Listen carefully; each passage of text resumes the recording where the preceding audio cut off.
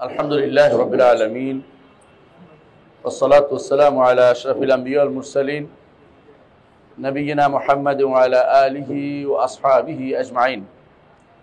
আলহামদুলিল্লাহ, আমার ভাই বলেছেন যে ব্যস্ততার মাঝেও আসছি, এটা আসলে বড় কথা নয়। আল্লাহর ঘরে আল্লাহর বান্দাদের সাথে বসতে পেরেছি, এটা আমার কাছে বড় কথা। আল্লাহ তাআলা যদি কোনো কবুল করেন আমাদের প্রচেষ্টা, সেটা হবে সবচেয়ে বড় প্রাপ্তি। আল্লাহ তাআলা যদি কবুল করেন সেটা হবে সবচেয়ে বড় প্রাপ্তি, আখিরাতের নাজাতের ওসিলা হবে। এটার জন্য আমরা চেষ্টা করছি, আর কিছুই না। বড় বৈতরণী পার হওয়া হচ্ছে বড় চিন্তার বিষয়। দুনিয়ার বুকে যাই করি না কেন, প্রত্যেকটি কাজের হিসাব দিতে হবে। হাসরের মাঠে উপস্থিত হতে হবে, সেখানে যেটা কাজে লাগবে সেটা শিখতে হবে। দুনিয়াতে যদি যেটা প্রথম জিজ্ঞাসা হবে সেটা না শিখতে পারি, তাহলে আমার আর কোনো লাভ নেই দুনিয়া থেকে। সেটা কি? রব সম্পর্কে জানা।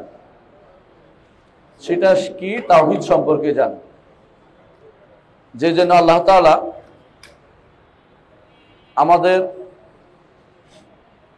আমাদেরকে সৃষ্টি করেছেন, সেটা হচ্ছে তাওহীদ প্রতিষ্ঠার জন্য। আল্লাহ বলে দিয়েছেন, ওয়ামা খালাকতুল জিন্না ওয়াল ইনসা ইল্লা লিয়াবুদুন। মানুষ এবং জিনকে শুধুমাত্র আমার ইবাদতের জন্য আমি সৃষ্টি করেছি, আল্লাহ বলেছেন এটা। ইমাম ইবনে জারীর আত-তাবারী রাহমাতুল্লাহ আলাইহি লিয়াবুদুনের ব্যাখ্যা করেছেন, তাফসীর করেছেন লিইউহিদুন, যাতে একমাত্র আমার ইবাদত করা হয়, একমাত্র আমার ইবাদত করা হয়। দুনিয়াতে এসে যদি এটা আমরা না ঠিক রাখতে পারি, তাহলে আমি হতভাগা। আর এইটা নিয়ে আখিরাতে যেতে পারি, তাহলে আমি সফল কাম। দ্বিতীয়ত,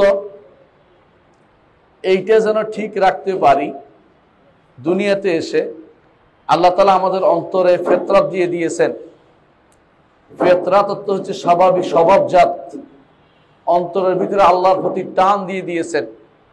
দুনিয়াতে এসে এই আলোর সাথে যদি দুনিয়ার কোরআনের আলো পড়ে, তাহলে সেটা জ্বলে ওঠে। আমি বুঝিয়ে দিই আপনাকে, আপনার চোখে আলো আছে কিন্তু অন্ধকারে দেখতে পান না। যখন বাইরের আলো আপনার চোখের সাথে আলোকিত পড়ে, তখনই আপনি শুধু দেখতে পান। আল্লাহ তাআলা ফিতরাতাল্লাহিল্লাতী ফাতারান নাস আলাইহা লা তাবদীলা লিখালকিল্লাহ, ফিতরাতান, সৃষ্টি করার সাথে সাথে আপনার অন্তরে আল্লাহর পরিচিতি ঢুকিয়ে দিয়ে দিয়েছেন। প্রথম যখন একসাথ করেছেন আদমের পিঠ থেকে, তখনই আপনার আমার অন্তরের ভিতরে আল্লাহর রুবিয়তকে স্বীকৃতি করার মতো মানসিকতা তৈরি করে দিয়েছেন। কিন্তু দুনিয়াতে এসে কেন বিভ্রান্ত হয়ে যায়? দুনিয়াতে আমাদেরকে বিভ্রান্ত করে কয়েকটি কারণ। এক নম্বর হচ্ছে শয়তান আমাদেরকে বিভ্রান্ত করে। মুহাম্মদুর রাসূলুল্লাহ সাল্লাল্লাহু আলাইহি সাল্লাম বলেছেন, আল্লাহ তাআলা বলেন হাদিসে কুদসিতে, ইন্নী খালাকতু ইবাদি হুনাফা কুল্লিহিম, আমি আমার বান্দাদেরকে সবগুলিকেই হানিফ করে সৃষ্টি করেছি। হানিফ শব্দের অর্থ হচ্ছে তাওহীদ মেনে নিবে, এই প্রবণতা দিয়ে তাদেরকে সৃষ্টি করেছি। ফাজতালাতহুমুশ শায়াতিন, শয়তান তাদেরকে এই পথ থেকে চ্যুত করে দেয়, এই পথ থেকে দূরে সরিয়ে দেয়। এর অর্থ হচ্ছে শয়তান আমাদের শত্রু। আল্লাহ তাআলা এই জন্য বলেছেন, ইন্নাশ শায়তানা লাকুম আদুউন ফাত্তাখিযু আদুওয়া, শয়তান তোমাদের শত্রু, তাকে শত্রু হিসেবে গ্রহণ করো। এই তাওহীদের একটা অংশ দিয়ে তিনি আমাদেরকে দিয়েছেন, যাতে নবী রাসূলরা যখন এই তাওহীদের দিকে আহ্বান করে, আল্লাহর কোরআনের আলো যদি সেখানে পড়ে, নেককার লোকেরা যদি সেটার দিকে আহ্বান করে, যদি ভালো মানুষরা যদি এই দিনের দিকে আহ্বান করে, তাওহীদের দিকে আহ্বান করে, যাতে করে সেটা জ্বলে ওঠে, সেটার প্রতি আপনি ধাবিত হন। এই জন্য প্রথম যে কাজটি আল্লাহ তাআলা আমাদেরকে সহযোগিতা করেছেন সেটা হচ্ছে দুনিয়াতে পাঠানোর সময় আমাদেরকে ফিতরত দিয়ে দিয়েছেন, যাতে তাওহীদটা মেনে নেই। সুতরাং তাওহীদ আল্লাহর দেয়া আমাদের প্রতি বড় উপহার। দুনিয়াতে এসে পরিবর্তন হয় শুধুমাত্র কিসের মাধ্যমে? শয়তানের দ্বারা, কখনো কখনো পিতা মাতার দ্বারা। এই জন্য মুহাম্মদ রাসূলুল্লাহ সাল্লাল্লাহু আলাইহি ওয়াসাল্লাম বলেছেন, কুল্লু মাউলিদিন ইউলাদু আলাল ফিতরা ফা আবাওয়াহু ইউহাওয়িদানিহি আও ইউনাসসিরানিহি আও ইউমাজ্জিসানিহি। প্রতিটি জন্মগ্রহণকারী শিশুই তাওহীদের উপর জন্ম নেয়, কিন্তু তার পিতা মাতা তাকে পরিবর্তন করে, কখনো ইহুদি বানায়, কখনো নাসারা বানায়, কখনো মজুসি বানায়। আর কারা পরিবর্তন করে? সমাজ পরিবর্তন করে দেয়। সমাজ কিভাবে পরিবর্তন করে? ছোট কাল থেকে দেখে আসছে অমুকে কবরের সেজদা করছে, আমারও সেদিকে চলতে হবে। ছোট কাল থেকে দেখে আসছে অমুকে কবরে টাকা দিচ্ছে, আমাকেও সেখানে টাকা দিতে হবে। ছোট কাল থেকে দেখে আসছে কেউ কাউকে অতিভক্তি করতেছে, আমাকেও তাকে অতিভক্তি করতে হবে। এভাবে আমরা দেখতে পাচ্ছি যে পরিবর্তনের একটা ধারা এসে যায় সমাজের কারণে, আর একটি পরিবর্তনের বন্ধু বান্ধবের কারণে। এই জন্য আল্লাহ তাআলা কোরআনে কারীম বলেছেন, আল আখিল্লাহু বা'দুহুম লিবা'দিন আদুউন ইল্লাল মুত্তাকিন। সেদিন আখিরাতে বন্ধুরা একে অপরের শত্রু হবে, যাবে মুত্তাকিরা ছাড়া, কারণ মুত্তাকিরা একে অপরের পক্ষে যাবে। বন্ধুরা কি করে? দোস্ত সল কইয়া আপনাকে বিভ্রান্ত করে। যারা ইউনিভার্সিটিতে পড়েন তাদেরকে তাদের বন্ধুরা বিভ্রান্ত করে ফেলে, আল্লাহর দ্বীন থেকে দূরে সরিয়ে দেয়, তাওহীদ থেকে দূরে সরিয়ে দেয়। সুতরাং তাওহীদ থেকে দূরে সরিয়ে দেয় কখনো কখনো বন্ধু বান্ধব। মুহাম্মদ রাসূলুল্লাহ সাল্লাল্লাহু আলাইহি ওয়াসাল্লাম বলেছেন, আল মারউ আলা দীনি খলিলিহি। একজন মানুষ তার বন্ধুর দ্বীনে মধ্যে তাকে ধরা হয়। ফাল ইয়ানজুর আহাদুকুম মান ইউখালিল। একজন মানুষ যেন দেখে কার সাথে তার বন্ধুত্ব হচ্ছে। যার সাথে বন্ধুত্ব হবে তার সাথে তার হাসর হবে। কারণ মুহাম্মদ রাসূলুল্লাহ সাল্লাল্লাহু আলাইহি ওয়াসাল্লাম বলেছেন, আল মারউ মা'a মান আহাব্বা। একজন মানুষ তার সাথে থাকবে যার সাথে, যাকে সে দুনিয়াতে ভালোবেসেছে। এই হাদিস শোনার পরে আনাস ইবনে মালিক রাদিয়াল্লাহু আনহু বলেন, আমার জীবনের শ্রেষ্ঠ দিন ছিল এই দিনটি যেদিন আমি হাদিসটি মুহাম্মদ রাসূলুল্লাহ সাল্লাল্লাহু আলাইহি ওয়াসাল্লাম থেকে শুনেছি। কারণ আমি মুহাম্মদ রাসূলুল্লাহ সাল্লাল্লাহু আলাইহি ওয়াসাল্লামকে ভালোবাসি, আমি আবু বকরকে ভালোবাসি, আমি ওমরকে ভালোবাসি। আমি চাই আমার হাসর যেন তাদের সাথে হয়। দুনিয়ার বুকে আপনি কার সাথে চলেছেন সেটার সাথে আপনার সেটার উপর হিসাব হবে। আপনার বন্ধুকে সেটা দেখুন, আপনার বন্ধুকে সেটা দেখুন। সেদিন যেন এটা বলতে না হয়, সেদিন যেন বন্ধু থেকে বন্ধু পালাতে না হয়, বরং বন্ধু যেন বন্ধুর উপকারে আসে, সেটা আপনাকে এখন থেকে সিদ্ধান্ত নিতে হবে। বন্ধুর উপকারে কেমনি আসবে সেটাও মুহাম্মদ রাসূলুল্লাহ সাল্লাল্লাহু আলাইহি ওয়াসাল্লাম বলে দিয়েছেন। জান্নাতে গেছে আপনার বন্ধু, আপনাকে খুঁজে পাচ্ছে না, আপনার বন্ধু জান্নাতে গেছে, কিন্তু আপনাকে খুঁজে না পেলেও তিনি ছেড়ে দিবেন না, হাল ছেড়ে দিবেন না। সেদিন তিনি রব্বুল আলামিনের দরবারে সুপারিশ করতে এগিয়ে যাবেন এবং বলবেন, আমার সাথে সালাত আদায় করত, আমার সাথে ঘুরতো, আমার সাথে চলতো, আমল করেছেন, এক আমল খুঁজে পাচ্ছি না। রব্বুল আলামিন বলবেন, সহিহ হাদিসে এসেছে, তুমি তাকে খুঁজে দেখো, বলবেন জাহান্নামে আছে, আমি তার জন্য সুপারিশ করতে চাই। সেই ব্যক্তি আপনার জন্য সুপারিশও করতে পারবে। অনুমতি দেওয়ার পরে সুপারিশ হবে, এমনি হয় না। এবং ঈমান আছে তার জন্য শুধু সুপারিশ হয়। তাওহীদ না থাকলে কোনো সুপারিশ হবে না। এজন্য তাওহীদ হচ্ছে দুনিয়ার বুকে সবচেয়ে শ্রেষ্ঠ নেয়ামত। যেই নেয়ামতকে ভুলে গেলে আর কোনো নেয়ামত কোনো কাজে আসবে না। যাকে তাওহীদ দেয়া হয়নি তাকে কোনো কিছুই দেয়া হয়নি, তাকে কোনো নেয়ামতই প্রাপ্ত হয়নি সেই ব্যক্তি। কারণ দুনিয়ার জীবনটা খুবই সংকীর্ণ, আখিরাতের জীবনের কোনো শেষ নেই। সেই জীবনে যদি আপনি তাওহীদ না পান, আপনার মতো হতভাগা আর কোনো কিছু নাই। তাওহীদ নিয়ে সেখানে যেতেই হবে। তাওহীদ নিয়ে প্রত্যেক নবীকে আল্লাহ তাআলা পাঠিয়েছেন। আল্লাহ তাআলা কোরআনে কারীম বলেছেন, ওয়ামা আরসালনা মিন ক্বাবলিকা মির রাসূলিন ইল্লা আন্নাহু নূহি ইলাইহি আন্নাহু লা ইলাহা ইল্লা নূহি ইলাইহি আন্নাহু লা ইলাহা ইল্লা আনা ফা'বুদুন। যখনই আমরা কোনো রাসূল পাঠিয়েছি তখনই এই ওহী দিয়ে পাঠিয়েছি যে আমি ব্যতীত, অর্থাৎ আল্লাহ নিজের কথা বলছেন, কোনো ইলাহ নেই, একমাত্র আল্লাহই আপনার তোমাদের ইলাহ, তারই ইবাদত করো। এর অর্থ হচ্ছে নবী রাসূলগণের প্রথম দাওয়াত হচ্ছে তাওহীদ, প্রথম দাওয়াত হচ্ছে তাওহীদ। মুহাম্মদুর রাসূলুল্লাহ সাল্লাল্লাহু আলাইহি সাল্লাম মক্কাতে 13 বছর দাওয়াত দিয়েছেন। এর মধ্যে প্রথম 10 বছর সালাত ফরজ হয় নাই, সালাত ফরজ হয় নাই। যাকাত ফরজ মদিনাতে হয়েছে, সাওম মদিনাতে হয়েছে, হজ মদিনাতে হয়েছে। তাহলে কি জন্য তাকে কাফেররা এত কষ্ট দিল? শুধু একটাই কথা ছিল, রাসূলুল্লাহ সাল্লাল্লাহু আলাইহি সাল্লাম বাজারে বাজারে যেতেন আর বলতেন, আইয়ুহান নাস কুলু লা ইলাহা ইল্লাল্লাহ তুফলিহু, হে মানুষেরা বলো লা ইলাহা ইল্লাল্লাহ, সফল কাম হতে পারবে। আর কাফেররা কি বলতো, আজালাল আলিহাতা ইলাহা ওয়াহিদা ইন্না হাযা লাশাইউন উজাব, সমস্ত ইলাহকে এক আল্লাহ বানিয়ে দিল। এত বড় আশ্চর্যজনক কথা, এটা কিভাবে হইতে পারে? আমাদের লাত মানাত উজ্জা তথাকথিত ওলি আফজাল গাউস কুতুবদের কি হবে যদি কোনো সব কিছু আল্লাহই সব কিছু করে, তাহলে অন্য কিছু কে নিয়ন্ত্রণ করে? সেই জন্য তারা সেটা মানতে চায়নি, কারণ তাদের হোবাল ছিল, তারা হোবালের জয়ধ্বনি করত। আর সাহাবায়ে কেরাম জয়ধ্বনি করতেন আল্লাহ তাআলা উহুদের যুদ্ধে। সেজন্য যখন কাফের সর্দার বলেছিল, কাফের সর্দার সেদিন বলেছিল অল হোবল, হোবলের জয় হোক, কিন্তু রাসূলুল্লাহ সাল্লাল্লাহু আলাইহি ওয়াসাল্লাম এখানে চুপ থাকেননি। তিনি বলেছেন জবাব দাও, এখানে চুপ থাকার জায়গা নয়। সঙ্গে সঙ্গে জবাব দেয়া হলো সাহাবায়ে কেরামের পক্ষ থেকে, আল্লাহু আ'লা ওয়া আজাল, আল্লাহর চেয়ে বড় কেউ হতে পারে না, আল্লাহ সর্বোচ্চ সত্তা এবং তিনি সবচেয়ে সম্মানিত সত্তা। এর আগে ওই কাফের সর্দার যিনি ছিলেন, তিনি কাফের ছিলেন, তখন তিনি বলেছিলেন যে আবু বকর কোথায় মরে গেছে, মুহাম্মদ কোথায় মরে গেছে। রাসূল বলেন চুপ থাকো, কথা বলিও না। ওমর কোথায় মরে গেছে, তিনি সে বলছে সব মরে গেছে বুঝি। রাসূল বলেন চুপ থাকো। কিন্তু তাওহীদের বাণী যখন বিরুদ্ধে কথা এসেছে, যখন বলল ও হোবল, হোবলের জয়ধ্বনি হোক, মুহাম্মদুর রাসূলুল্লাহ সাল্লাল্লাহু আলাইহি ওয়াসাল্লাম বললেন চুপ থাকা যাবে না, উত্তর দাও, উত্তর দাও। তখন সাহাবায়ে কেরাম বললেন আল্লাহু আ'লা ওয়া আজাল, আল্লাহ সবচেয়ে সম্মানিত উপরে এবং তিনি সবচেয়ে বেশি সম্মানিত।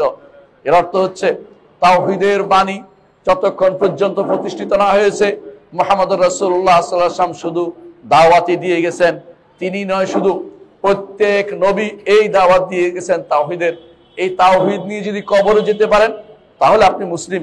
কারণ একজন মুসলিম হতে হলে 3টা জিনিস লাগে, আপনারা জানেন।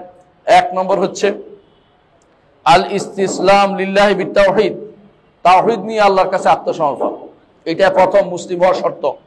দ্বিতীয় হচ্ছে আল ইনকিয়াদ লাহু বিত্তাআ, আল্লাহর এবং রাসূলের আনুগত্য করতে হবে, আল্লাহর আনুগত্যের জন্য আপনার মাথা পেতে দিতে হবে। আর 3 নম্বর হচ্ছে শিরিক এবং মুশরিকদের থেকে নিজেকে বিমুক্ত ঘোষণা করতে হবে। এই 3টি জিনিস যদি না থাকে আপনি মুসলিম হতে পারবেন না। এই 3টি জিনিসের মধ্যে প্রথমটি হচ্ছে আল্লাহর কাছে তাওহীদ নিয়ে আত্মসমর্পণ। এই তাওহীদকে বাস্তবায়নের জন্য মুহাম্মদুর রাসূলুল্লাহ সাল্লাল্লাহু আলাইহি সাল্লাম শুধুমাত্র মক্কার জীবনে বলেছেন তা নয়, মদিনার জীবনের শেষ মুহূর্ত পর্যন্ত তাওহীদের বাণী নিয়ে সাহাবায়ে কেরামকে এদিক সেদিক পাঠিয়েছেন।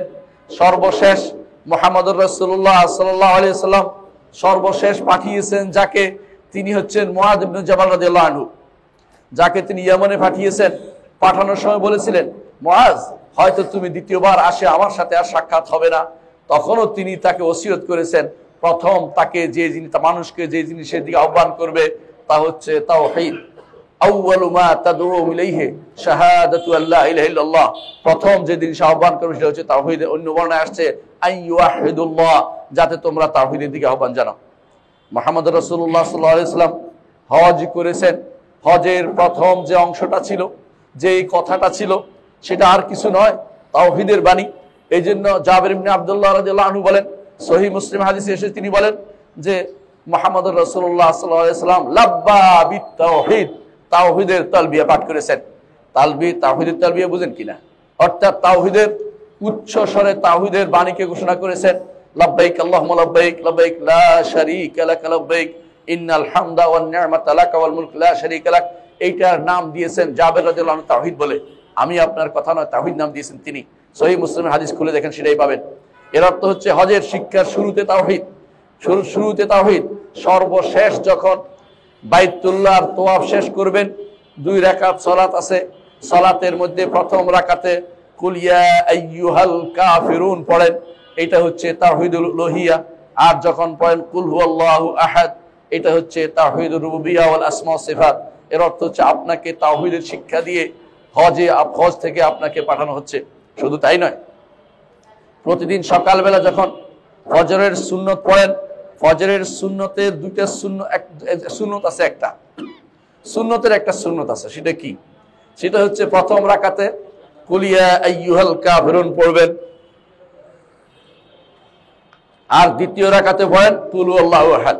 দিনের শুরুটা যেন তাওহীদের উপর হয়। মুহাম্মদুর রাসূলুল্লাহ সাল্লাল্লাহু আলাইহি ওয়াসাল্লাম এইভাবে সেট করেছেন।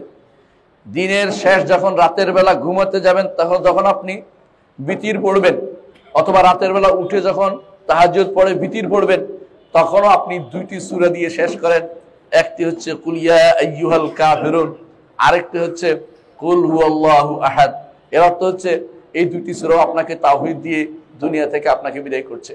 শুধু তাই নয়, রাসূলুল্লাহ সাল্লাল্লাহু আলাইহি ওয়াসাল্লাম কি বলেছেন দেখেন, কেউ যদি কোনো রাতের বেলা 2টি আয়াত পড়ে, তাহলে সেটা তার জন্য যথেষ্ট হয়ে যাবে। সে 2টি আয়াত হচ্ছে সূরা বাকারার শেষ 2টি আয়াত। সেখানেও আমানা রাসূলু বিমা উনজিলা ইলাইহি মির রাব্বিহি ওয়াল মুমিনুন কুল্লুন আমানা বিল্লাহি ওয়া মালাইকাতিহি ওয়া কুতুবিহি ওয়া রুসুলিহি লা নুফাররিকু বাইনা আহাদিন মির রাসূলিহি ওয়া ক্বালু সামি'না ওয়া আতানা গুফরানাকা রাব্বানা ওয়া ইলাইকাল মাসির। আল্লাহর উপর ঈমানটাকে স্মরণ করিয়ে মরতে বলেছে।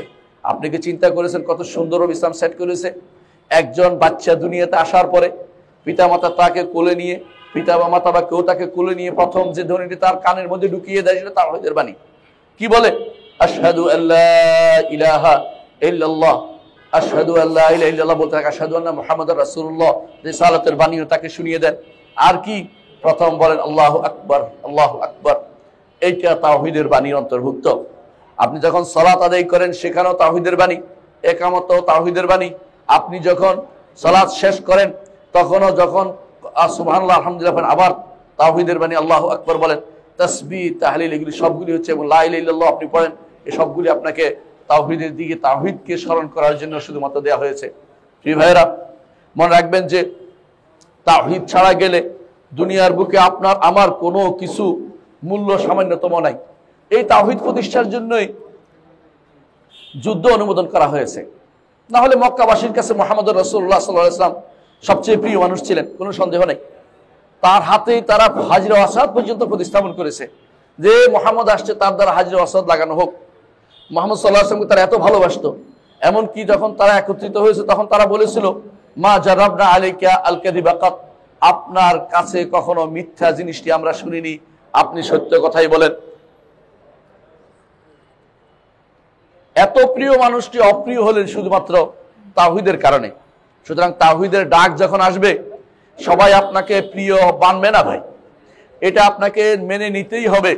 সবার কাছে প্রিয় হতে হলে তাওহীদের বাণী ছেড়ে দিতে হবে, সবার কাছে আপনি প্রিয় হতে পারবেন। আর যদি তাওহীদকে ধরে রাখেন, তাহলে সবাই, অনেকেই আপনার শত্রু হবে।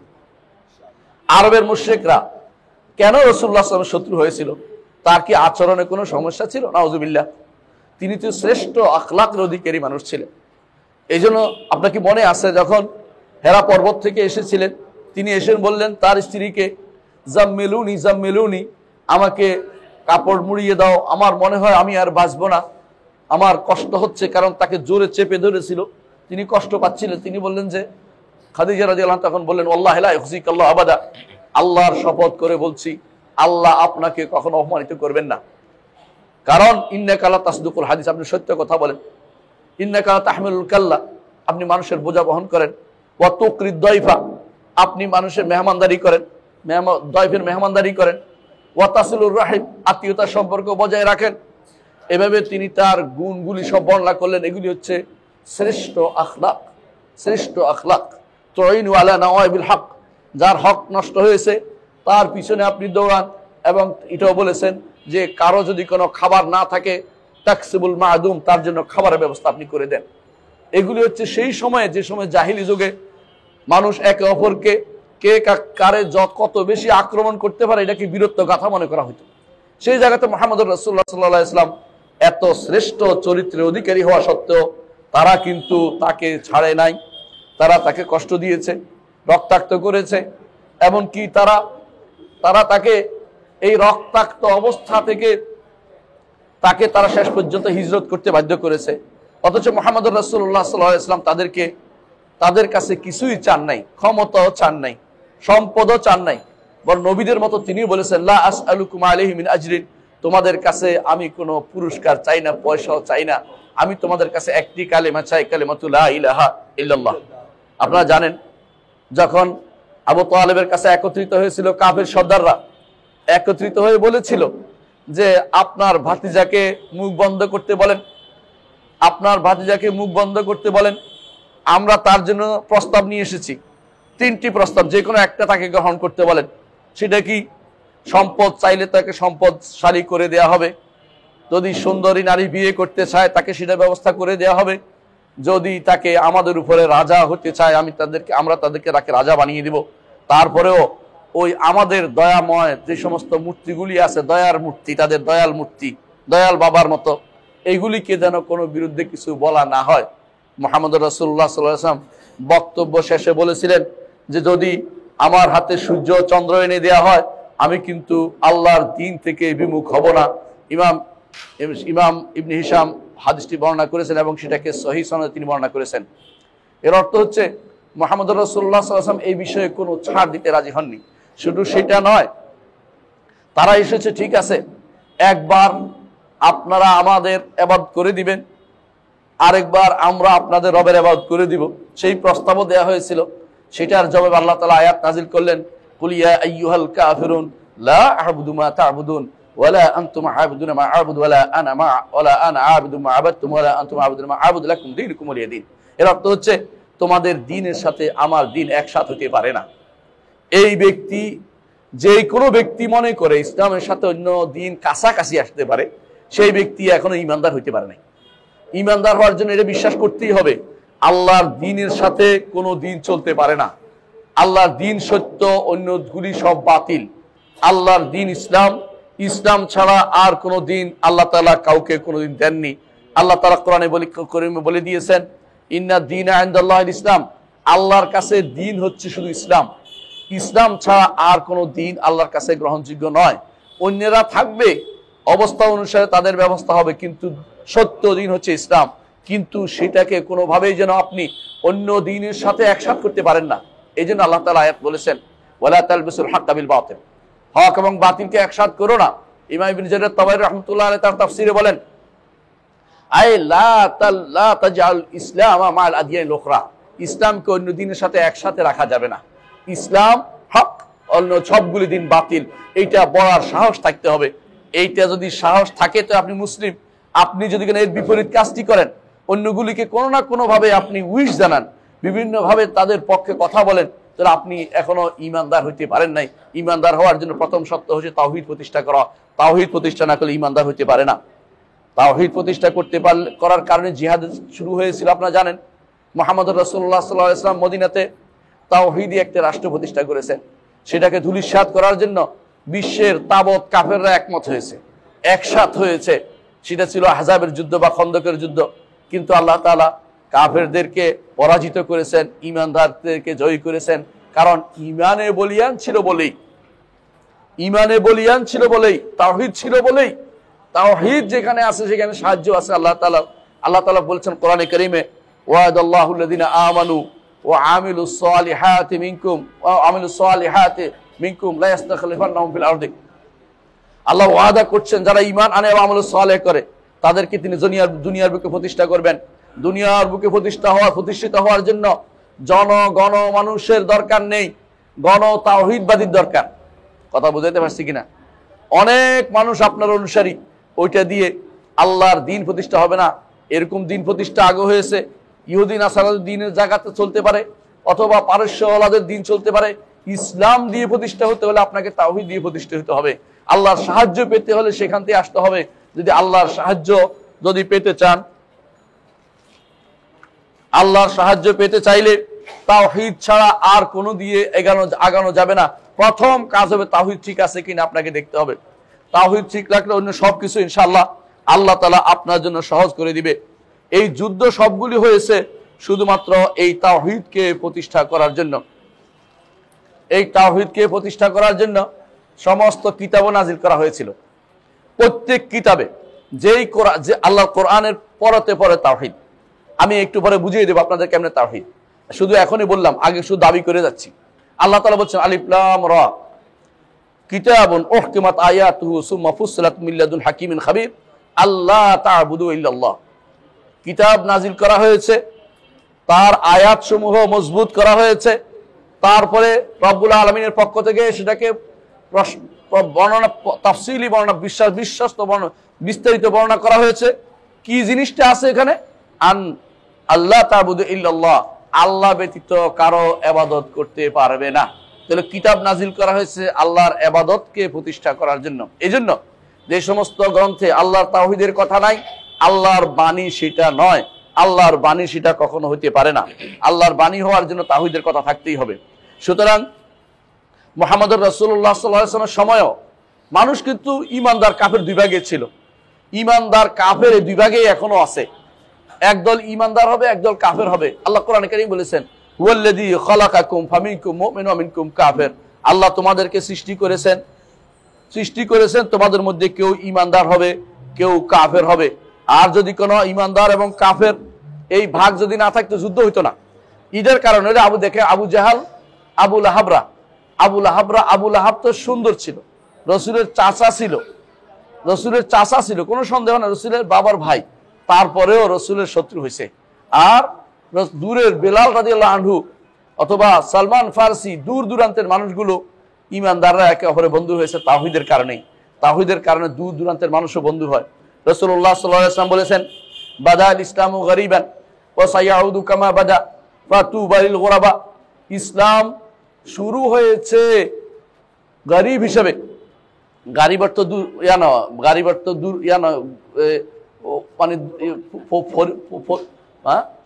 ফকির না, গরিব অর্থ হলো অপরিচিত, অর্থাৎ জিনিসটা মানুষের গ্রহণ করে নেয় নাই, দূর দূরান্তের লোকেরা গ্রহণ করছে।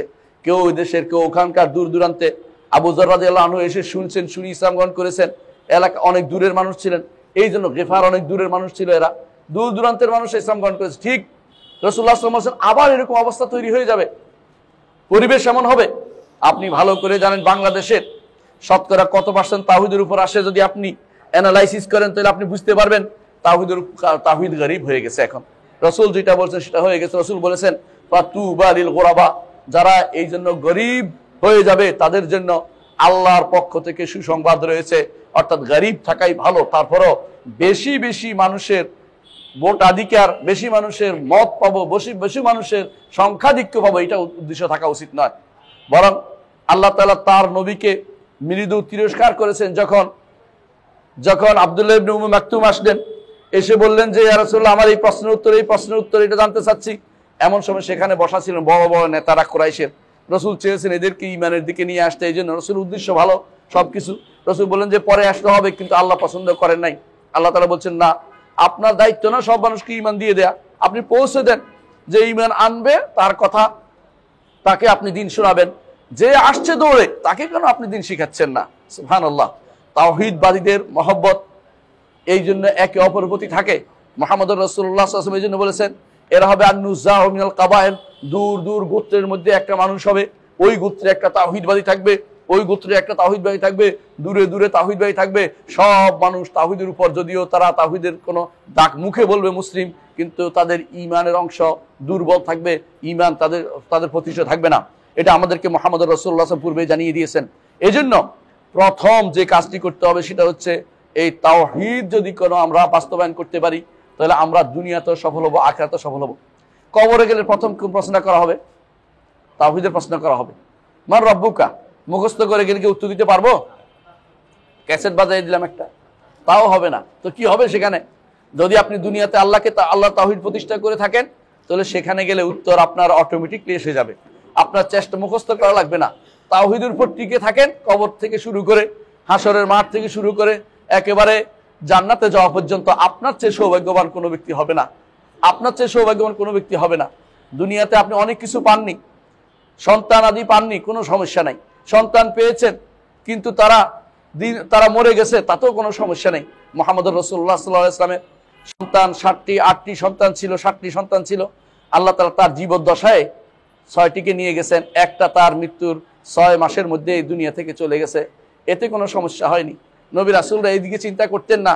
আল্লাহর নেয়ামত যে দিয়েছে তা আপনি দেখাশোনা করবেন, কিন্তু যে জিনিসটা হারাতে পারবেন না সেটা হচ্ছে ঈমান। আমাদের সমাজে সন্তান বাঁচানোর জন্যই মা শিরিক করে, বাবা শিরিক করে, সন্তানের জন্য সম্পদের জন্য মানুষ শিরিক করে বসে। এর অর্থ হচ্ছে আমরা যেই জিনিসে বেশি প্রিফারেন্স দেওয়া দরকার, গুরুত্ব দেওয়া দরকার, সেটা ভুলে গেছি। সেটা আমাদেরকে জানতে হবে। আমরা দেখেন আল্লাহ তাআলা কি বলছেন, যখন দাওয়াত দিতে হবে, কিভাবে দাওয়াত দিতে হবে বলে দিয়েছেন যে ইহুদি নাসারদেরকে দাওয়াত কিভাবে দিতে হবে। আল্লাহ নবীকে বলছেন, কুল ইয়া আহলাল কিতাব তাআলু ইলা কালিমাতিন, হে আহলে কিতাবরা আসো, ইলা কালিমাতিন, এমন কালেমার দিকে, সাওয়াইন বাইনানা ওয়া বাইনাকুম, যা আমাদের মধ্যে তোমাদের মধ্যে এক থাকার কথা। সেটা কি? আল্লাহ না'বুদু ইল্লাল্লাহ ওয়া লা নুশরিকা বিহি শাইআন, আল্লাহর সাথে কাউকে শরীক করব না, আল্লাহরই শুধুমাত্র ইবাদত করব। আপনাকে চিন্তা করেছেন যে সমস্ত মানুষের যাদের যতটুকু মিল আছে, আমরা তো অনেক সময় এখন মিল খুঁজতেছি, কি করি? সর্বধর্ম নির্বিশেষে দোয়া করতে আসি, নাকি নাম দিছে সর্বধর্ম ইবাদত বা পুরো কি জানি একটা, যাক এরকম নাম দিতেছে, প্রেস ক্লাবে বসে দোয়া করতেছে। একজন দেখলাম উপরের দিকে, একজন নিচের দিকে, একজন এদিকে, একজন তাকিয়ে আছে। এটা কোন দোয়া? সর্বধর্ম প্রার্থনা সভা নাম দিছে। কোথাকার? এটা শরীয়ত অনুমোদন করে না। মুসলিমরা হতে পারে, অন্য সবাই করুক। ইসলাম ইয়ালা ওলা ইউলা আলী, ইসলাম উপরে থাকবে, ইসলামের সাথে কোনো দিন মিলতে পারে না। এই জন্য মনে রাখতে হবে, আমি আমার নিজের ইসলাম নিয়ে অবশ্যই নিজেকে প্রমাণ করতে হবে যে হ্যাঁ মানবো, সবাই এক জায়গায় আসি। তোমরাও স্বীকার করো তোমাদের রব যদি আল্লাহ হয়ে থাকে, আল্লাহর কথাটাকে মেনে চলি। এই জায়গায় সবাই শুনবেন আপনার কথা। মুহাম্মদুর রাসূলুল্লাহ সাল্লাল্লাহু আলাইহি ওয়াসাল্লাম এই আহ্বানে জানিয়েছেন, যখন তিনি রোম সম্রাটের কাছে লিখেছেন, এই চিঠিটাই লিখেছেন। হেরাকলা, রোম সম্রাট হেরাক্লিয়াসের কাছে তিনি এই চিঠিটাই দিয়েছেন, এই আয়াতটা দিয়েছেন, তাআলাউ ইলা কালিমাতিন সাওয়াইন বাইনানা ওয়া বাইনাকুম আল্লা না'বুদু ইল্লাল্লাহ ওয়া লা নুশরিকা বিহি শাইআন ওয়া লা ইয়াত্তাখিযা বা'দুনা বা'দান আরবাব মিন দুনিল্লাহ। এই যে আয়াতটা পাঠালেন কেন? কারণ আসো, তোমরাও আসো, এক জায়গায় মিলতে হচ্ছে তাওহীদের জায়গাতে। অন্য জায়গাতে ঐক্য করে কোনো লাভ নাই। হ্যাঁ, মোমবাতি জ্বালানো ঐক্য করলে হবে? পতাকা উত্তোলন ঐক্য করলে হবে? জাতীয়তাবাদ ঐক্য করলে হবে? ধর্ম নিরপেক্ষতা ঐক্য করলে হবে? এগুলি কোনোটাই আল্লাহর দিন নয়। এগুলি কোনো দেশাত্মবোধ ঐক্য করলে হবে না। এই দেশের মানুষ আমরা ঐক্য আছি, টুপি দায়ের ঐক্য দিয়ে কাজ হবে না, তাওহীদের ঐক্য করতে হবে। তাওহীদের ঐক্য ছাড়া অন্য কোনো ঐক্য আল্লাহর দরবারে কোনোদিন গ্রহণযোগ্য হয়নি, হবেও না। এটা শুধুমাত্র দুনিয়ার ঐক্য হতেই পারে, কিন্তু আল্লাহর দরবারে এই ঐক্যের কোনো দেড় পয়সারও মূল্য নেই। যতক্ষণ পর্যন্ত আল্লাহর তাওহীদের উপরে, আল্লাহ তাআলা তাওহীদের উপরে যারা ঐক্য করবে, তাদেরকে শুধুমাত্র আল্লাহ তাআলা পুরস্কৃত করবেন। মনে রাখবেন, দুনিয়ার বুকে প্রথম যে কোরআনে কারীম আসছে আমাদের কাছে, তাই না, আমাদের যে হেদায়েতের জন্য, কোরআনে কারীমের প্রথম থেকে পড়া শুরু করেন, দেখবেন যে কোন অর্ডারটা প্রথম আসছে কোরআনে কারীমে, প্রথম থেকে পড়ার পরে কে বলতে পারবেন? ইয়া আইয়ুহান নাস উবুদু রাব্বাকুমুল্লাযী খালাকাকুম। দেখছেন, এর আগে কিন্তু কোনো অর্ডার নেই। এর আগে শুধু বর্ণনামূলক। বর্ণনার অর্ডার পার্থক্য বুঝছেন তো? বর্ণনা করে গেছে, একটা নির্দেশ দিছে। কোরআনে কারীমের প্রথম নির্দেশ হচ্ছে ইয়া আইয়ুহান নাস উবুদু রাব্বাকুম, হে মানুষেরা তোমাদের রবের ইবাদত করো, যিনি ওই রবের ইবাদত করো যিনি তোমাদেরকে সৃষ্টি করেছেন। এর অর্থ হচ্ছে তাওহীদের আহ্বান দিয়েই প্রথম অর্ডারটা এসেছে কোরআনে কারীমে। সুতরাং দুনিয়ার বুকে চলতে হলে এই অর্ডারটাকে আপনাকে বাস্তবায়ন করে দিতে হবে। তাওহীদ না থাকলে একটা আমলও কবুল হয় না। দলিল কোরআনে কারীমে আল্লাহ তাআলা বলছেন, কুল ইন্নামা আনা বাশারুম মিসলুকুম ইউহা ইলাইয়া আন্নাহু লা ইলাহা আনা ফা'বুদুন। কুল ইন্নামা আনা বাশারুম মিসলুকুম ইউহা ইলাইয়া আন্নামা ইলাহুকুম ইলাহু ওয়াহিদ ফামান কানা ইয়ারজু লিকা রাব্বিহি ফালইয়ামাল আমালান সালিহান ওয়া লা ইউশরিক বিইবাদাতি রাব্বিহি আহাদা। সূরা কাহফের সর্বশেষ আয়াত। আপনারা আগামী দিন পড়বেন সবাই, আপনারা জানেন কেন এটা এইভাবে সেট করা হয়েছে জানেন? কারণ যেন আপনার তাওহীদের উপর আপনার শেষ হয় দিনটা, এই জন্য সুন্দর করে সেট করে দিয়েছে আপনাকে। এটা রাসূলুল্লাহ সাল্লাল্লাহু আলাইহি ওয়াসাল্লাম আমাদেরকে জানিয়েছেন যে তোমরা যারা আখিরাতে আল্লাহর সাথে সাক্ষাতের আশা করো, তাহলে তোমরা যেন তাওহীদ প্রতিষ্ঠা করো এবং রাসূলুল্লাহ সাল্লাল্লাহু আলাইহি ওয়াসাল্লামের অনুসরণ করো, আমলে সালেহ করো। এটা আমাদেরকে প্রথম জানিয়ে দিয়েছে। এর অর্থ হচ্ছে একজন মানুষ তাওহীদ ছাড়া কোনোভাবেই দুনিয়া থেকে যেন না যায়। এটা মুহাম্মদুর রাসূলুল্লাহ সাল্লাল্লাহু আলাইহি ওয়াসাল্লাম আমাদের কাছে চেয়েছেন, আল্লাহ তাআলাও আমাদের কাছে সেটা চেয়েছেন। প্রিয় ভাইরা, তাহলে বুঝতে পারলাম যে তাওহীদ আমাদের লাগবেই। তাওহীদ ছাড়া গেলে কোনো গতি নাই, আখিরাতের কোনো প্রাপ্তি নেই। অনেক কিছু করেছেন আপনি, মসজিদ করেছেন, মাদ্রাসা করেছেন, আপনি অনেক কিছু করেছেন, কিন্তু আপনার তাওহীদের গড়বড় ছিল, আপনার কিন্তু কোনো লাভ হবে না। তাওহীদের গড়বড়ে কোনো লাভ হবে না। অনেকে বলতে পারেন আল্লাহকে তো এক মানি, বরং গানও রচনা করছি, আল্লাহ আমার এক, তিনি আমার সব, এই জাতীয়, হ্যাঁ, আল্লাহ আমার রব, তিনি আমার সব, গান গাইতে পারেন আপনি। ওই গান দিয়েও কাজ হবে না। কেন কাজ হবে না জানেন? ওই গানের মধ্যে তাওহীদটা নাই, পুরোটা নাই। পুরা বুঝেন কিনা একটা জিনিস, অজু যদি কোনো কেউ অর্ধেক করে, অজুটা হয়? ধরো একজন বললো হাত পা মাথা মশা তিনটাই করে ফেলছি, হাত ধুইছি, মাথা হাত ধুইছি, মুখ ধুইছি, মাথা মশা করেছি, কিন্তু পাটা ধুই নেই, অজুটা হবে? হবে না। ঠিক তাওহীদেরও পুরোটা জানতে হবে। এটা জানার জন্য মুহাম্মদ রাসূলুল্লাহ সাল্লাল্লাহু আলাইহি ওয়াসাল্লাম যেভাবে বলছে সেভাবে শিখতে হবে। আপনার আমার বুদ্ধিতে কাজ হবে না, অমুক তমুকের কথায় কাজ হবে না। আমাকে মুহাম্মদ রাসূলুল্লাহ সাল্লাল্লাহু আলাইহি ওয়াসাল্লাম যে পদ্ধতিতে শিখাইছে সেই পদ্ধতিতে আমাদেরকে তাওহীদ শিখতে হবে। তাওহীদ কি জিনিস এটা আগে বলি। বলতে পারেন তাওহীদ কি জিনিস? তাওহীদ নিয়ে এত কথা বললেন, তাওহীদটাই তো চিনি না। তাওহীদটা হচ্ছে, হ্যাঁ, আল্লাহর একত্ববাদ। আমার ভাই বলছে আল্লাহর একত্ববাদ। আপনি কি জানেন আল্লাহর একত্ববাদ কথাটা যদি আমি আর ব্যাখ্যা করি, ব্যাখ্যা না করলে বিপদ আছে। বিপদটা কি আমি আপনাকে বলি। হিন্দুদের মধ্যে যারা ব্রহ্ম সমাজ আছে ওরা কিন্তু একেশ্বরবাদী, তাই না? অস্বীকার করবেন?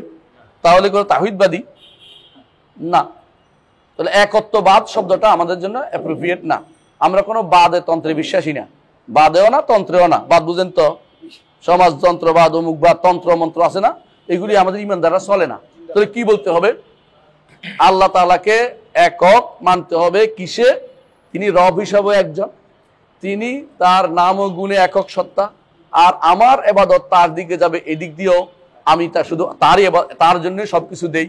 এইটা তিন জিনিস দিয়ে যদি কোনো আপনি আল্লাহকে একক সত্তাধিকারী মনে করেন, তাহলে আপনি হচ্ছেন তাওহীদবাদী। কথা বলছেন কিনা? এই জন্য শব্দ অনেকগুলি পরিবর্তন করতে হয় না। আমরা একত্ববাদ বলে আসছি সারা জীবনে।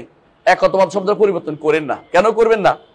যেদিন সলাৎ নামাজ হয়ে গেছে সেদিন সলাতে তার প্রাণ হারিয়ে ফেলেছে। যেদিন সওমটা রোজা হয়ে গেছে সেদিন অনেক কিছু হারিয়ে ফেলেছে। আমি বুঝেই বলছি, তাকওয়া যেদিন থেকে তাকওয়ার অর্থ কি? আল্লাহ বিরুদ্ধা। আল্লাহকে ভালোবাসলে তাকওয়া হয় না? আল্লাহর কাছে আশা করলে তাকওয়া হয় না? তা আপনি একটা আংশিক নিলেন না। এই জন্যই বলতেছি, শব্দ যখন অনুবাদ করতে যান তখন অনেক কিছু আমাদের হারিয়ে যায়। তা আমরা একত্ববাদ বললাম, কিন্তু একত্ববাদ বললে সমস্যা কি? এটা একটা মতবাদ হয়ে যায়। আমরা মতবাদ নয়, এটা একটা আল্লাহ তাআলার পক্ষ থেকে কি করতে হবে এটা বলে দেওয়া হচ্ছে। তাওহীদটা মূলত হচ্ছে আমি আমার স্রষ্টা মানবো আল্লাহকে। আমি 9টা জিনিস বলবো। কয়টা জিনিস বলবো? 9টা জিনিস খেয়াল রাখবেন সারা জীবন, তাহলে মনে থাকবে ইনশাআল্লাহ। 1 নম্বর হচ্ছে স্রষ্টা আমার আল্লাহ। 2 নম্বর হচ্ছে মালিক আমার আল্লাহ। 3 নম্বর হচ্ছে পরিচালক আমার আল্লাহ। এই 3টা মিলে হচ্ছে রব। এই 3টা যদি আল্লাহর জন্য প্রতিষ্ঠা করতে পারেন তাহলে আপনি আল্লাহকে রব মানেছেন। এটুকু কি তাওহীদের জন্য যথেষ্ট? না, কারণ আরবের মুশরিকরা এটা স্বীকার করতো। এটুকু তাদের সমস্যা ছিল না। সমস্যা শেষের দিকে একটু ছিল তাদের। কোনটার? আল্লাহর সবকিছু পরিচালনা করে, এটাতে তাদের একটু সমস্যা ছিল। কি বলতো? আল্লাহই পরিচালনা করে, তবে আমাদের দেবদেবীরা একটু একটু কি করে? সুপারিশ করে। এরা একটু সুপারিশ না করলে আল্লাহ খুশি হন না। যতক্ষণ পর্যন্ত আল্লাহ এদের পক্ষ থেকে কোনো সাড়া না পান, আল্লাহ কিন্তু আমার দিবেন না। আপনারাও তাই। আপনাদের দেশে, আমাদের দেশে অনেকেই, আপনারা তো ভালো মানুষ, অনেকেই আছে এরকম মনে করে দূর দূরান্তে যে হুজুর যতক্ষণ পর্যন্ত সুপারিশ না করছে ততক্ষণ পর্যন্ত আমি পাশ করতে পারবো না। আপনারা যারা, আপনাদের মধ্যে অনেকেই আছে, শাহজালাল মুজাহিদ ইয়ামানী রহমতুল্লাহ আলাইহি তার মাজার জিয়ারত করতে যান। সিলেটের ভাই কেউ নাই তো আশা করি, ইনশাআল্লাহ রাগ করবেন আবার। তো ওনারা কিন্তু কি জন্য যায়? ওনারা কি শুধু কবর জিয়ারতের উদ্দেশ্যে যায়? না, ওনারা কবর জিয়ারতের উদ্দেশ্য হলে বাপের কবর জিয়ারত করলে তো হয়, মায়ের কবর জিয়ারত করলে তো হয়। কারণ জিয়ারতের উদ্দেশ্য হচ্ছে 3টা। 1 নম্বর হচ্ছে আখিরাতকে স্মরণ করা।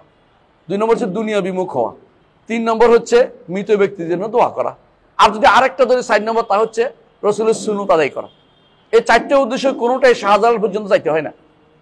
বিশ্বাস করেন, যারা শাহজালালের কাছে যায় এরা এই 3টার কোনোটা উদ্দেশ্য নেয় না। তাদের উদ্দেশ্য হলো এটা কয়েকটা উদ্দেশ্য থাকে। একটা হচ্ছে সেখানে গেলে আল্লাহ খুশি হবে, হ্যাঁ। 2 নম্বর হচ্ছে এটা একবারে সবচেয়ে ভালো অবস্থান। 2 নম্বর হচ্ছে ভালো মানে এটা জায়েজ তা বলছি না, ভালো অবস্থান মানে একটু অন্তত শিরিক সরাসরি হচ্ছে না, গুনাহ হচ্ছে, কবিরা গুনাহ, এটা জায়েজ নেই। রাসূল সাল্লাল্লাহু আলাইহি ওয়াসাল্লাম নিষেধ করেছেন তোমরা 3 মসজিদ ব্যতীত আর কোথাও সফর করে যেও না, নিষেধ, এটা হারাম। এর চেয়ে একটু খারাপ অবস্থা হচ্ছে যে সেখানে গিয়ে ওনারে বলবো, উনি আল্লাহরে বলবে, এই যে ওনারে বলছেন এটা শিরিক হয়ে গেছে। 3 নম্বর 4 নম্বর এরপর আরো খারাপ অবস্থা হচ্ছে এটা যে তারে আমি সরাসরি বলবো হাজারের তো দরবারে কেউ ফিরে না খায়, তো এটা একদম মহাশিরিক। তাহলে আপনি বুঝতে পারছেন এই শিরকের আখড়াগুলো আমার তাওহীদ বিরোধী। আপনি কি বন্ধ করতে পারবেন শিরকের আখড়াগুলো? পারছেন না, অন্তত বলতে তো পারবেন। আল্লাহ তাআলা এই ক্ষমতা তো আপনাকে দিয়েছে, বলতে পারবেন। আমি বলছি না আপনাকে এগুলি বন্ধ করতে, কারণ এগুলি আপনার আমার হাতে, আল্লাহ তাআলা এই দায়িত্ব আমাকে দেননি। আমি যদি শাসক হতাম এই দায়িত্ব আমার উপর বর্তাইতো। যারা দেশে বাংলাদেশের শাসক হবে, ক্ষমতাধর হবে, কোনো ডিসি এসপি হবে, তাদের দায়িত্ব হচ্ছে এগুলি বন্ধ করে দেয়া এবং এই কবরগুলি উঠিয়ে দেয়া।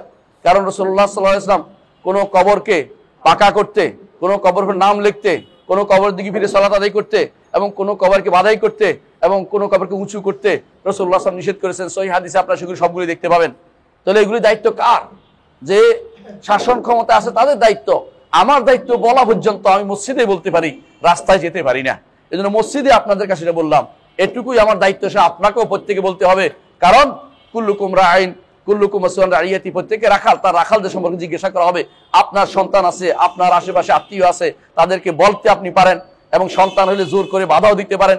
শিরকের আখড়াগুলোকে বন্ধ করার দায়িত্ব আমাদের সবার রয়েছে, মুখে হোক অথবা কথায় হোক, মুখে হোক অথবা হাতে হোক। যদি হাতে আপনার ক্ষমতা থাকে, নিজের অধীনস্থ লোকদেরকে আপনি হাত দিয়েও বাধা দিতে পারেন, নয়তো আপনি পারবেন না। আমি যেটা বলতে চাচ্ছিলাম সেদিকে যাচ্ছি না। যারাই যাচ্ছে ওইদিকে, তারা কি মনে করে যে পরিচালক একমাত্র আল্লাহ তাআলা? তাদের কাছে সন্তানকে দিতে পারে, ভালো করে খোঁজ নেন। এই বাংলাদেশের আনাচে কানাচে এখনো হাজার হাজার মাজার রয়েছে এবং হাজার হাজার মাজার ভক্ত লোক রয়েছে। তাওহীদের এই বাণী যতক্ষণ পর্যন্ত মানুষের কানে না পৌঁছবে, মানুষের অন্তরে জায়গা না করে নেবে, ততক্ষণ পর্যন্ত আপনি কোনোদিন শান্তিতে থাকতে পারেন না। মুহাম্মদুর রাসূলুল্লাহ সাল্লাল্লাহু আলাইহি ওয়াসাল্লাম তিনি এই দ্বীন নিয়ে পাঠিয়েছেন, হুয়াল্লাযী আরসালা রাসূলাহু বিল হুদা ওয়া দীনিল হক লিইয়ুযহিরাহু আলা দীনি কুল্লি। তিনি তার রাসূলকে এমন একটা দ্বীন নিয়ে পাঠিয়েছেন, তার উদ্দেশ্য হচ্ছে সমস্ত মতবাদের উপরে, দ্বীনের উপরে সেটাকে উল্টে দিতে। লিইয়ুযহিরাহু অর্থ বুঝেন কিনা? গালেব করতে। গালেব করা এক অর্থ, আরেক অর্থ হচ্ছে ইট যখন চাপা থাকে, ইটের নিচে জায়গাটা কি থাকে?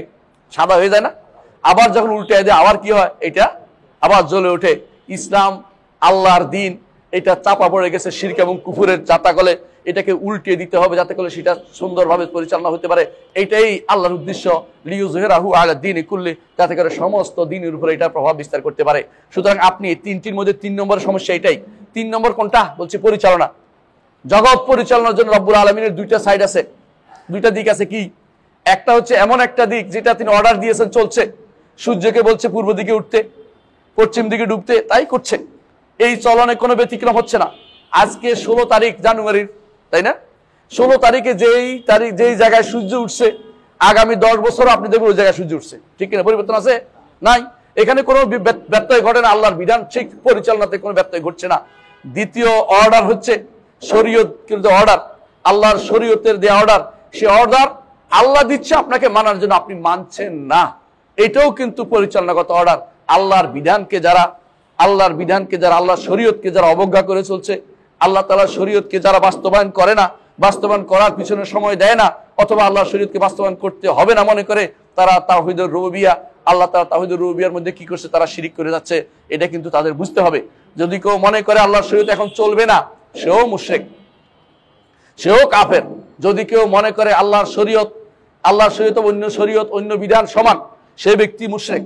যে কেউ মনে করবে অথবা আল্লাহর বিধান অন্য বিধান, এর মধ্যে অন্য বিধানটা বেশি উত্তম, সেও কাফের এবং মুশরিক।